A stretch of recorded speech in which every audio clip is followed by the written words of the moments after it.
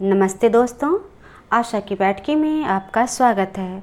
आज सुनिए अर्चना पैन्योली जी की लिखी एक भावनापूर्ण कहानी, अगर वह उसे माफ़ कर दे।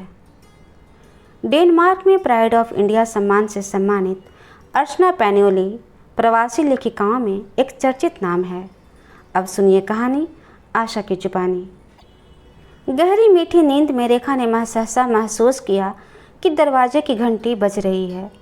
हल्के से आंखें खोली और एक पर रखी घड़ी में समय देखा। 4:45 हो रहे थे। यह इतनी सुबह कौन घंटी बजा रहा है? फिर आज रविवार भी है। सोचते हुए वह अलसाई से ही लेटी रही। दरवाजे की घंटी निरंतर बजती गई, हर एक बार और अधिक तेजी से। अंततः वह बिस्तर से उठी, अपने कमरे से निकलकर गैलरी में आई। बगल के कमरे में यूं ही झांका। ईशा निश्चिंत सो रही थी। कौन होगा दरवाजे पर इतनी सुबह? असमंजस से वह दरवाजे की तरफ बढ़ी और खोल दी। सामने सीआरपीएफ के 2 ऑफिसर हाथों में कैप लिए गंभीर भाव से खड़े थे। रेखा ने हैरत भरी प्रश्नात्मक दृष्टि से उन्हें देखा। जवाब में उनकी आंखों में आंसू उमड़ आए। रवि ठीक तो है ना? वह बौखलाई से बोली। उन्होंने अपनी आंखें बंद कर ली। आंसू बंद आंखों से बहकर गालों में ढुलकने लगी। दर्द की कई रेखाएं उनके चेहरे पर उभर आई। क्या हुआ रवि को? रेखा चीखी। कमांडर पंत ने आगे बढ़कर रेखा का कंधा पकड़ लिया। उनके साथ सुपरिटेंडेंट कमांडर गुप्ता भी आगे बढ़ा है। मैडम, रवि हमारे बीच अब नहीं है। कल रात बोडो आतंकियों ने रवि को। ओह हाँ! एक दर्दनाक चीख रेखा के कंठ से निकल गई। खुले मुंह पर हाथ चला गया। पुतलियां विस्मय से फैल गई। वह गिरने सी होने लगी कि पंत व गुप्ता ने उसे संभाल लिया। उसे संभालते हुए दोनों ड्राइंग रूम में आए। रेखा की दबी आवाज़ अब विभत्स चीखों में बदल गई थी। ईशा अपने कमरे से उठकर आंखें मलते हुए ड्राइंग रूम में आई। सीआरपीएफ अधिकारियों के बीच अपनी मां को रोते बिलखते देख एक पल के लिए उसका माथा ठनका। फिर उसने भी पूछा, क्या हुआ पापा को? जवाब में रेखा की चीखें और प्रबल हो गई। पंत और गुप्ता भी अपने आंसू पोंछने लगे। नहीं नहीं नहीं, ईशा चिल्लाई। पापा को कुछ नहीं हो सकता है। उन्होंने मेरे जन्मदिन पर आने का वादा किया था। वो मर नहीं सकते। बुदबुदाते हुए वह नीचे फर्श पर लुढ़क गई। पंत और गुप्ता रेखा को छोड़कर ईशा को संभालने लगे। खबर ने उसे बेहोश कर दिया था। मैडम, आप रोना छोड़िए और बेटी को संभालिए, पंत बोले। मगर रेखा चेहरे को हथेलियों से ढककर करुण क्रंदन करती रही। पंत व गुप्ता के चेहरों पर परेशानी के भाव और अधिक उमड़ आए।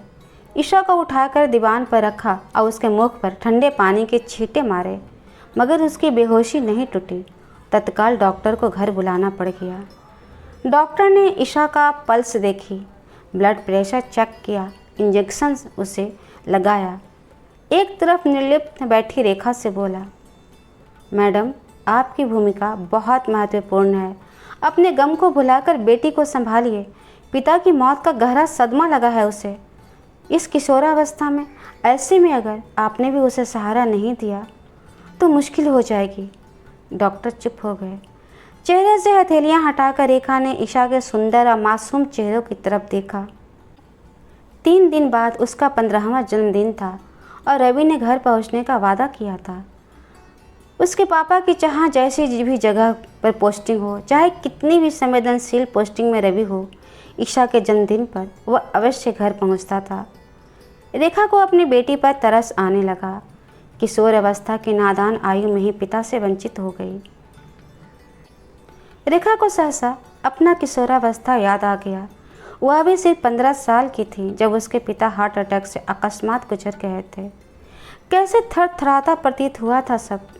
पिता का वजूद बेटी के जीवन में सबसे सबल रिश्ता होता है। खैर, उसके तो 2 बड़े भाई थे जिनका साया उसके लिए पिता से बढ़कर था, लेकिन ईशा का तो कोई भी नहीं है, न भाई न बहन। ओह भगवान! सिहरते हुए रेखा ने ईशा को भींच लिया। उसके लिए अब ईशा के सिवा कौन रह गया है? पंत पूछ रहे थे, यहाँ दिल्ली में आपके रिश्तेदार वगैरह कोई हैं? हाँ, मेरे भाई व माँ यहाँ बसंत कुंज में रहते हैं, मगर इस वक्त वे सही बद्रीनाथ की यात्रा पर गए हुए हैं। परसों तक पहुँच जाएंगे। परसों यहाँ सभी को पहुँचना था, रवि को भी। 3 दिन बाद ईशा का जन्मदिन है। हताशा में वह फिर विलाप करने लगी। नहीं नहीं मैडम, खुद को संभालिए। पंत ने उसे विलाप करने से रोका। अपनी बेटी के खातिर खुद को संभालिए, गुप्ता बोले। रेखा ने अनमनस्क हो एक पल उन्हें देखा, फिर ईशा की ओर अपने आंसू पोंछने की चेष्टा की। ईशा के आंसू पोंछते हुए उसकी आंखों पर आंसू फिर भर आए। स्थिति उसे पति की मौत पर रोने भी नहीं दे रही थी।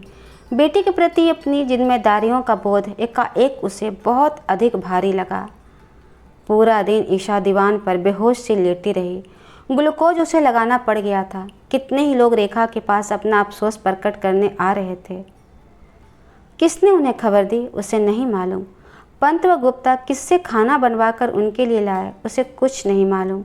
वह बस लगातार ईशा के बगल में खामोश बैठी उसे चढ़ती ग्लूकोज की बोतल को निहारते हुए रवि के संग बिताए दिनों की याद में खोई रही। शाम को जब ईशा की बेहोशी टूटी तो इस दारुण क्षणों में भी खुशी की हल्की लहर उसके चेहरे पर छा गई। पापा, ईशा बोली। वह ईशा का मनोबल बढ़ाने के उद्देश्य से बोली, तेरे पापा एक वीर और साहसी इंसान थे बेटा। वो आतंकवादियों से लड़ते हुए अपनी जान दी है। वो देश के लिए शहीद हुए हैं। शहीदों की मौत पर गर्व करते हैं, अफसोस नहीं। चल उठ, नहा धो ले। तेरे पापा को सुस्ती कभी पसंद नहीं आती थी, पता है ना तुम्हें। पापा का नाम सुनकर ईशा उठ गई। दोनों माँ बेटी ने ब्रश किया, नहाए और कपड़े बदले। घर में एकाएक कुछ पलों के लिए सन्नाटा छा गया था। अफसोस प्रकट करने वालों का तांता थम गया था। पंत व गुप्ता न जाने कहाँ गायब हो गए थे। ईशा, तेरे पापा का पूरा देश में गुणगान हो रहा था होगा। तेरे पापा ने बहुत बहादुरी के साथ आतंकवादियों से लड़ते हुए अपनी जान दी है। तू भी अपने पिता की तरह बहादुर और निडर बनना। रेखा ने ईशा को प्रेरित करते हुए टीवी ऑन किया और खबरों वाला चैनल लगा दिया। खबर में चुनाव से संबंधित न्यूज आ रहा था। फिर कुछ इधर उधर के खबर के बाद कमांडर रवि शर्मा का नाम लिया तो रेखा व ईशा के दिलों की धड़कनें बढ़ गई। एक टक स्क्रीन पर नजरें गड़ाए सुनने लगे। वर्दी पहने हुए रवि की तस्वीर स्क्रीन पर उभरी तो रेखा व ईशा की थमी सिसकियां एक बार फिर उमड़ गई। खबर में बताया जा रहा था, कमांडर रवि शर्मा की कल रात अज्ञात कारणों से बड़े रहस्यमय तरीके से हत्या हो गई। कहा जाता है कि बोडो संगठन की एक महिला आतंकवादी रेशमा से उनके नाजायज संबंध थे। 2 साल से रेशमा कमांडर शर्मा की रखैल बनकर रह रही थी। रेखा व ईशा ने एक दूसरे को अवाक देखा। मुंह दोनों का आश्चर्य से फिर खुल गया। इतने में कमांडर पंत कमरे में कहीं से प्रविष्ट हुए और टीवी बंद करते हुए दुखी स्वर में बोले, ये सब खबर मत सुनिए मैडम। लेकिन खबर संवाददाता का बोला गया वह आखिरी वाक्य उनके कानों में पड़ गया। कहा जा रहा है कि कमांडर शर्मा और रेशमा का एक बच्चा भी है। रेखा ने अपना सिर पकड़ लिया। सभी कुछ साँय साँय करने लगा था।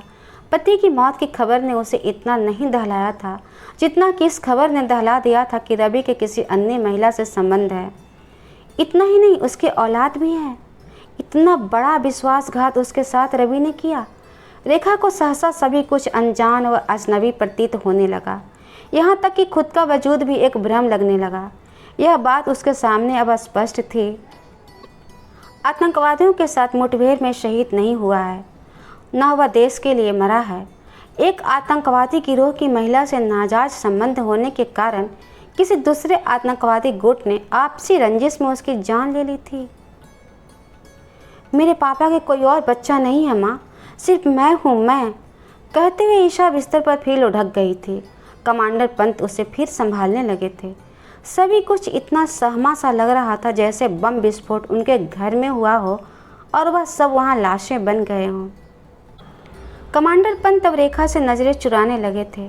रवि की हरकतों ने संभवतः सीआरपीएफ के सभी कर्मचारियों के चेहरों पर शर्म का धब्बा लगा दिया था। थोड़ी देर में उनके मातहत गुप्ता भी पहुंच गए थे, साथ में उनकी पत्नी भी थी। दोपहर का खाना रसोई में अभी अनछुआ पड़ा था और उनकी पत्नी फिर खाना बनाकर ले आई थी। एक प्लेट में खाना परोसते हुए मिसेज गुप्ता बोली, रेखा जी कुछ खा लीजिए, अभी आपको बहुत कुछ संभालना है। रेखा को लगा जैसे वह कह रही हैं कि अभी बहुत कुछ आपको और देखना है, ताकत रखिए झेलने की। मिसेज गुप्ता की जिद से रेखा ने थोड़ा सा दाल का सूप पी लिया। ईशा ने कुछ भी खाने से स्पष्ट इनकार कर दिया था। वह विस्फोरित नज़रों से सभी को देख रही थी। माँ से अधिक भौचक्की बेटी थी। तकरीबन 1 बजे रेखा की माँ, भाई और उनकी पत्नियाँ घबराए हुए से घर में दाखिल हुए। बौखलाई नज़र से उन सभी ने रेखा और ईशा को देखा। ऑफिस के लोगों ने उन तक सूचना पहुंचा दी थी, जिससे वे अपनी तीर्थ यात्रा स्थगित करके घर आ गए थे। उनको देखकर रेखा की जान में जान आई। भाइयों की बीवियां ईशा की तरफ बढ़ी, भाई व माँ रेखा की तरफ। माँ रोते हुए रेखा से लिपट गई। यह क्या हो गया रेखा, मेरी तरह तू भी विधवा? कमांडर पंत गुप्ता उनकी पत्नी अपने दायित्व को समझते हुए रेखा के पास ही थमे थे। उनके परिवार के लोगों के आ जाने से उन्होंने राहत की सांस ली। उन्होंने वहाँ से विदा ली। एक दबी हुई खामोशी, एक असहजता वातावरण में सभी लोग बुरी तरह चकित, अचंभित। रेखा का बड़ा भाई विनोद चुप्पी तोड़ते हुए बोला, रेखा, हमें रवि के विषय में सभी कुछ पता चला। उस लड़की रेशमा से उसके संबंध है, क्या तुझे कभी उस पर शक नहीं हुआ? पूछते हुए उसके चेहरे पर एक झुंझलाहट थी। रेखा ने इनकार में गर्दन हिलाई। छोटा भाई राकेश बोला, कुछ तो कभी कलाई गांव से कभी कोई ऐसा फ़ोन, या तूने कभी वहाँ फ़ोन किया हो तो किसी औरत का स्वर कुछ तो होगा, कुछ तो बोलो रेखा। रेखा को सहसा ध्यान आया कि वह कभी खुद रवि को फ़ोन नहीं करती थी।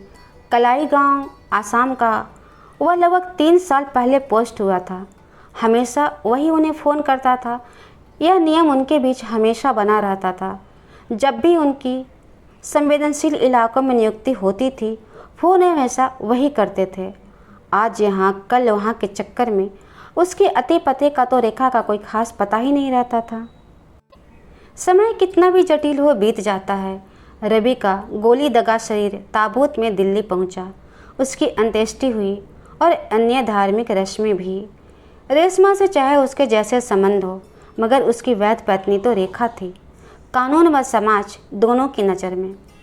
उसकी मौत का मुआवजा, पेंशन, संपत्ति आदि सभी पर रेखा का हक था, मगर लोग खुलकर उसे सांत्वना नहीं दे पा रहे थे। वह खुलकर रो भी नहीं पा रही थी।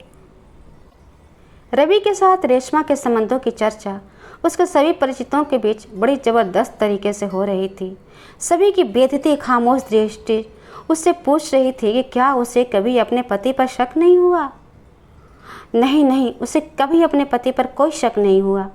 कलाई गांव जब से रवि पोस्ट हुआ था, 3 साल के दरमियान वह 6 बार दिल्ली घर आया था। उसे जरा भी चेतना नहीं हुई कि उसका पति कहीं कोई गुपचुप प्रेम संबंध बना रहा है। वह अचरज करने लगी कि अपने एक करीबी लोग कितनी ही बातें हमेशा अपनों से गोपनीय बनाए रखते हैं। 1 दशक से अधिक समय रवि के साथ गुजरने के बावजूद वह उसे कितना कम जानती थी। कहीं उसकी बेटी भी उसे किसी धोखे में तो नहीं रख रही। उसका अपनों पर से विश्वास उठने लगा था। रवि से हुई अंतिम मुलाकात का याद रेखा ने कई बार किया। उस सुबह वर्दी पहने उसने बड़े सामान्य तरह से उससे और ईशा से विदा ली थी। कहा था कि कलाई गांव में पोस्टिंग के सिर्फ कुछ ही महीने शेष बचे हैं। अगली पोस्टिंग वह हेड क्वार्टर दिल्ली की लेगा। ईशा का हाई स्कूल का बोर्ड है। वह घर में रहकर ईशा को गाइड करना चाहता है। उसने यह भी कहा था कि उसकी ले देकर एक ही तो बेटी है। ईशा के जन्मदिन पर वह घर जरूर पहुंचेगा। क्या वजह थी कि रवि ने किसी दूसरी औरत से प्रेम संबंध बनाए? इस अफवाह में कितनी सच्चाई है? क्या सचमुच रेशमा नामक कोई औरत है? प्रश्न रेखा के मस्तिष्क पटल पर कोलाहल मचा रहे थे। फिर उसने एकाएक निर्णय लिया, कलाई गांव जाकर खुद अपनी आंखों से सब कुछ देखेगी। उसने कमांडर पंत को फ़ोन किया, मैं कलाई गांव जाना चाहती हूँ, जहाँ रवि रहते थे। अरे मैडम, आप किन चक्रों में पड़ रही हैं? नहीं, रेखा ने कमांडर पंत को आगे कहने से रोक दिया। मेरे लिए वहाँ जाना बहुत ज़रूरी है। मैं जब तक खुद अपनी आंखों से सब कुछ देख नहीं लेती तब तक मुझे चैन नहीं आएगा। कमांडर पंत ने रेखा का कलाई गांव पहुँचने की सारी व्यवस्था कर दी। वहाँ पर आसामी युवक अरविंदा, रवि का ड्राइवर, उसे लेने आया। अरविंदा उसे सीआरपीएफ के गेस्ट हाउस में ले गया। रेखा वहाँ तरोताज़ा नहा कर मेस में जाकर थोड़ा खाना खाया। उसके बाद अरविंदा से बोली, तुम रेशमा को जानते हो? उसने सहमति में गर्दन हिलाई। ठीक है, मुझे उसके घर ले चलो। जानते हो ना उसका घर कहाँ है? सहमति में अरविंदा ने गर्दन हिलाई। फिर कहा, आप जीप में बैठिए मैडम, मैं आपको ले चलता हूँ। फिर बहुत टूटी फूटी हिंदी में बोला, बहुत दूर है साहब की घरवाली का घर, शहर के दूसरे कोने में। रेखा के दिल में हठात एक स्पंदन हुआ। अरविंदा रेशमा को रवि की घरवाली मानता था। ओह किस्मत, क्या क्या दिन दिखाने थे। वह बुदबुदाई। फिर खामोश वह खिड़की से बाहर का नज़ारा देखने लगी। कितना भिन्न प्रतीत होता है अपने देश का यह भूभाग। यहाँ के लोग, भाषा, सब कुछ कितना अलग है। ऐसा लगता है जैसे हम किसी दूसरे ही द्वीप पर पहुँच गए हों। एकाएक उसके दिल में एक कसक सी उठी। वह कभी रवि के जीवन काल में इधर क्यों नहीं आई? जीप शहर के भीड़ भड़क्के से दूर किसी ग्रामीण इलाके की सुनसान सड़कों पर दौड़ते हुए एक सुंदर उपवन के बीच बनी कॉटेज के सामने अरविंदा ने जीप रोक दी। रेखा ने कॉटेज को निहारा। हरे पेड़ों से घिरी छोटी सी कॉटेज सुंदरता का प्रतीक थी। एक अजनबीपन ने रेखा को डस किया। फिर वह कॉटेज की तरफ बढ़ी। मैं जाऊं मैडम? अरविंदा पूछा। नहीं, तुम यहीं इंतज़ार करो, वह बोली और आगे बढ़ गई। जिंदगी भी अजीब क्षणों को लेकर आती है। दरवाजे के पास वह काफ़ी देर तक खड़ी रही। हिम्मत नहीं हो रही थी दरवाज़ा खटखटाने की।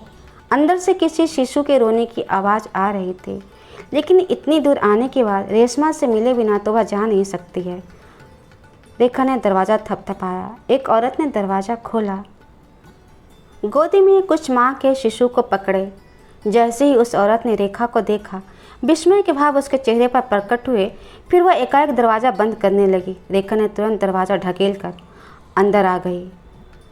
सामने दीवार पर उसके अपनी सास की बड़ी सी तस्वीर टंगी नजर आई। फोटो पर बनावटी फूलों का एक बड़ा सा हार भी टंगा था। रेखा ने घूर कर अपनी सास की तस्वीर को देखा। पिछले साल ही उसकी सास का देहांत हुआ था। उसने अपने घर में सास की कोई फ़ोटो कभी नहीं टांगी। उसकी अपनी सास से ऐसे संबंध नहीं थे। मगर रेशमा के घर में टंगी सास की मुस्कुराती तस्वीर रेशमा से उनके संबंधों को बयां कर रही थी। रेखा ने कमरे में दृष्टि दौड़ाई। पूरा कमरा केन की वस्तुओं से सजा हुआ था। लकड़ी के कैबिनेट पर रवि और रेशमा की प्रेम मुद्राओं में खिंची तमाम तस्वीरें सजी थी। एक फ़ोटो में रवि, रेशमा और उनका बच्चा जो कि रवि की गोद में था। यह फ़ोटो एकदम नई होगी क्योंकि बच्चा अभी रेशमा की गोद में था, जो मात्र 2-3 महीने का लग रहा था। ईशा की भी फ़ोटो लगी थी। वहाँ सभी के फ़ोटो मौजूद थे, सिर्फ रेखा को छोड़कर। रेशमा एक तरफ दूर खड़ी थी, गोदी में अपने बच्चे पकड़े। बैठो, रेखा ऐसे बोली जैसे वह उसका घर हो और रेशमा उसकी मेहमान हो। जी झकते हुए रेशमा उसके सामने बैठ गई। काले रेशमी बाल, गोरा रंग। वह एक जवान व सुंदर औरत थी। मुश्किल से उसकी उम्र 25-26 की प्रतीत हो रही थी। रेखा पूरे 40 साल की थी। रवि उससे सिर्फ 1 साल बड़ा था। एक लंबी सांस भरते हुए रेखा ने पूछा, तुम्हें मालूम है कि मैं कौन हूँ? हाँ, मैंने आपकी फ़ोटो देखी हुई है, वह सिर झुकाए हुए बोली। उसकी गोदी में बच्चा रोने लगा। वह अपना कुर्ता ऊपर करके उसे दूध पिलाने लगी। यह लड़का है? उसने पूछा। हाँ। कब हुआ है? 3 महीने पहले ही। रेखा अनायास ही सोचने लगी, वह रवि और वह हमेशा दूसरे बच्चे की चाह में रहते थे। कभी रवि की संवेदनशील पोस्टिंग की वजह से उनके बीच विक्षोभ बना रहा था और कभी यूं ही समय बीतता चला गया। ईशा 14 साल की हो गई और वह 40 की। रेशमा धीरे धीरे बोल रही थी, मुझे मालूम है कि आप यहाँ क्यों आई हैं। आप जानना चाहती हैं ना कि मेरे रवि से कैसे संबंध थे। कहते हुए उसकी आंखें भर गई। रेखा को उस पल लगा कि रवि केवल रेशमा का ही मर्द था, उसका अपना कोई नहीं था। वह बहुत अच्छे इंसान थे मैडम, वह रुधे स्वर में बोली। अच्छे इंसान। रेखा के जले दिल से कटाक्ष उभरा। एक बेवफा पति की पत्नी से होने से बेहतर तो विधवा हो जाना है। आप उन्हें जैसा भी मानती हो, मगर वो मेरे लिए एक अच्छे इंसान थे, रेशमा बोली। फिर एकदम तटस्थ भाव से अपनी कहानी सुनाने लगी। उसका परिवार आसाम और नागालैंड की सीमा पर दीमापुर जिले का रहने वाला था। पुलिस को उन पर शक था कि वे आतंकवादी गिरोह से संबंध रखते हैं।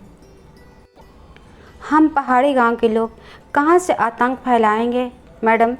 आतंकवादी तो पाकिस्तान के ISI के लोग हैं। पुलिस हम पर बेकार का शक करती है, रेशमा अपनी कहानी सुनाते हुए बोली। एक शाम सुरक्षा दलों के जवानों ने उनके घर पर आक्रमण किया। उन्होंने अपने घर में आतंकवादियों की शरण दे रखी है, ऐसा वे बोल रहे थे। वे हमारे रिश्तेदार थे मैडम, मेरी बहन के ससुराल वाले।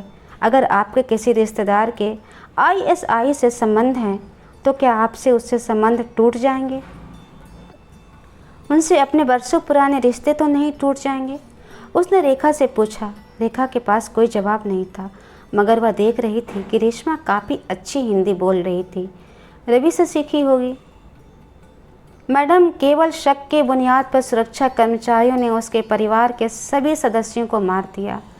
एक केवल उसकी जान बच पाई थी, वह भी रवि की वजह से।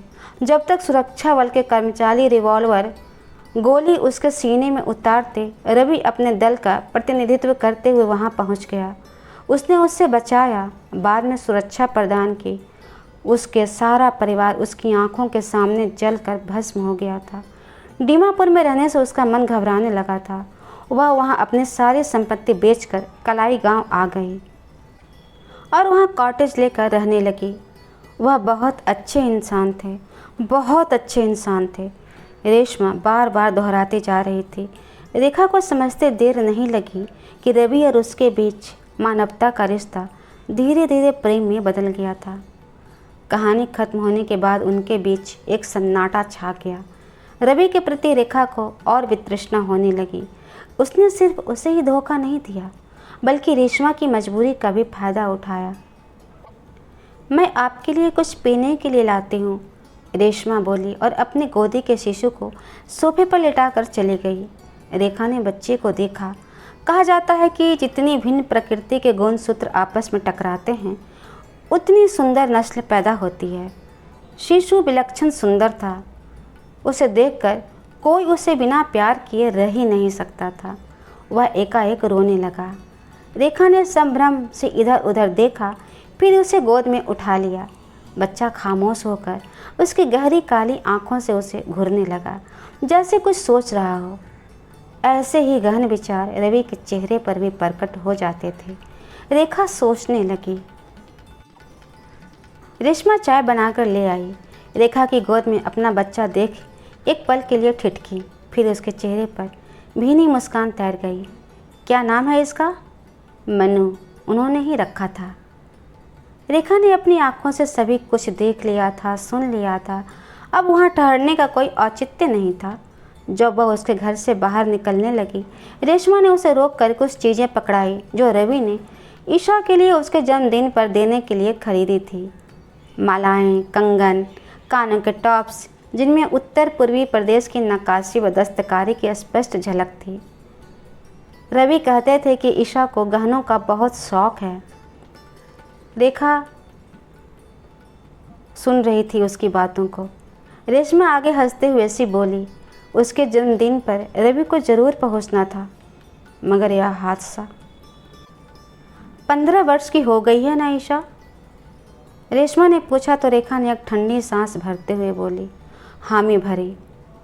रेशमा ईशा का नाम लेकर उसके भविष्य में उसके विषय में ऐसे बतिया रही थी जैसे वह उसे अरसे से जानती है। इसका अर्थ है कि रेशमा के साथ रवि के रिश्तों में एक पारदर्शिता थी। वह निसंदेह उससे सभी कुछ बांटा करता था और इधर अपनी जायज़ पत्नी से वह कितना कुछ छुपा कर रखता था। वह इस प्रदेश की हवा, मिट्टी व रेशमा की गंध लेकर उसके पास पहुंचता था और वह कभी महसूस ही नहीं करती थी ये सब। कितना सतही था उसका रवि से रिश्ता। रेशमा उसे जीप तक छोड़ने आई।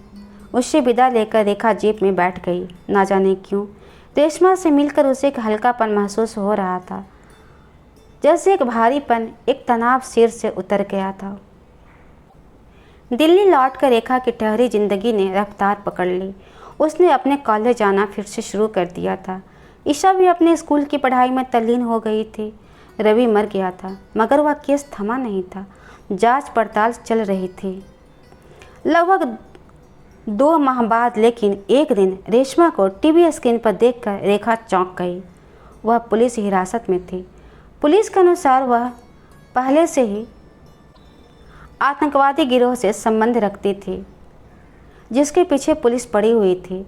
फिर अभी हाल में उसने रवि के हत्यारों से बदला लेने के लिए कईयों को मौत के घाट उतार दिया था। कुछ निर्दोष जानें भी ले ली थी उसने। उसके बच्चे की भी चर्चा होती थी कि उसे कोई देखने वाला नहीं है।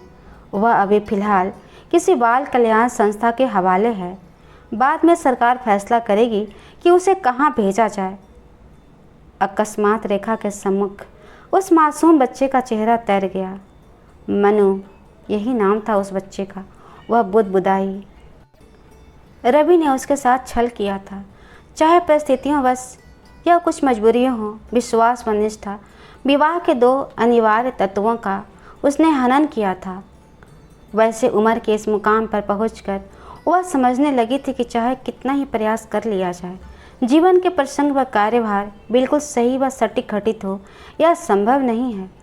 घर बाहर व अपने परायों के बीच सामंजस्य बिठाते हुए कितनों का अनुचित व्यवहार हमें झेलना पड़ता है, कितने ही अन्याय हमें सहने पड़ते हैं, कितने ही समझौते व त्याग हमें करने पड़ते हैं। कई बार अपनी वजूद भुलाकर दूसरों के लिए जीना पड़ता है। अगर वह अपने स्वर्गवासी पति को माफ़ कर दे तो, उसके बच्चे को एक अस्थायी घर दे तो, यह उसका दिमाग क्या सोच रहा है। अनमैच सी वह फ्रिज की तरफ बढ़ी। पानी की बोतल निकालकर 2 घूंट पानी से उसके ठंडे दिमाग में वस्तु स्थिति का मनन होने लगा। घर से कोसों दूर सीमा पर बसे अनजान कस्बों में रवि का कार्यस्थल रहता था। कई बार जटिल नाजुक स्थितियों का उसे सामना करना पड़ता था। रेशमा की मदद करते करते अगर उसका दिल फिसल गया तो कोई बहुत आश्चर्य की बात नहीं। आखिर एक साधारण इंसान ही तो था वह। यह भी हो सकता है कि रेशमा ने खुद ही अपने को उसके सम्मुख समर्पित किया हो। फिर जान गंवा कर रवि अपनी गलतियों की सज़ा तो भुगत ही चुका है। आज ज़िंदगी उससे कुछ मांग रही है। उसे पीछे नहीं हटना चाहिए। उसने एक ठोस निर्णय लेते हुए फ़ोन घुमाकर पंत को लगाया और बोला कि मुझे रवि के बच्चे की कस्टडी चाहिए। वह दृढ़ स्वर में बोल रही थी। कुछ पलों के लिए कमांडर पंत खामोश बने रहे। फिर बोले, मिसेस शर्मा आप ग्रेट हैं। रेखा फिर से कलाई गांव पहुंची। रेशमा से मिलने जेल गई। इन 2 महीनों में एकदम पतली हो गई थी, मगर चेहरे पर वही कशिश अभी भी थी। इस बार रेखा ने उसे घूर कर देखा। ऐसा सुंदर और मासूम चेहरा, मगर सिर में घातक जुनून। वह बोली, मुझे फांसी लगे या आजीवन सज़ा, मुझे चिंता नहीं। बस मुझे इत्मीनान है कि मैंने रवि के मारने वालों को मार गिराया है। मैंने बदला ले लिया है। रेखा ने जब उससे उसके बच्चे की कस्टडी की बात की तो उसकी आंखों से झरझर आंसू बहने लगे। उसे निहारते हुए रेखा सोचने लगी, क्या यह भी मनुष्य का हृदय है? एक तरफ इतना कठोर कि लोगों के प्राण ले ले, दूसरी तरफ इतना कोमल कि एकदम से द्रवित हो जाए। रेशमा, मैं तुम्हारे बच्चे की अच्छी परवरिश करूंगी। उसका हाथ दबाते हुए रेखा ने उसे आश्वासन देने का प्रयत्न किया। रेशमा के चेहरे पर एक फीकी हंसी बिखर गई थी। रेखा ने अपने कॉलेज से एक लंबी छुट्टी ले ली। नई परिस्थितियाँ जो उत्पन्न हो गई थी। घर में एक अबोध शिशु आ गया था। उसके लिए काफ़ी कुछ व्यवस्थाएं करनी थी। फिलहाल तो घर में बच्चे से संबंधित तमाम वस्तुएं बिखर गई थी। पालना, प्राम, बोतलें, टेडी बियर्स। ईशा अपने छोटे भाई की देख रेख में रेखा का पूरा हाथ बटा रही थी। एक दोपहर रेखा मनु को बोतल से दूध पिला रही थी और ईशा बगल में बैठी मंत्रमुग्ध उसे निहार रही थी। पिता की मौत से जो अभाव उसकी ज़िंदगी में आया था, मनु उसकी पूर्ति कर रहा था। सहसा वह रेखा से बोली, मम्मी, आप एक बहुत ही स्ट्रॉन्ग व ग्रेट वुमेन हो। मुझे आपकी तरह बनना है मम्मी, मुझे आपकी तरह बनना है। इतिश्री। यह कहानी आपको कैसी लगी कमेंट ज़रूर करके बताएं और ऐसी ही कहानियाँ सुनने के लिए कृपया इस चैनल को सब्सक्राइब कर लें, लाइक करें और अधिक से अधिक शेयर करें। धन्यवाद।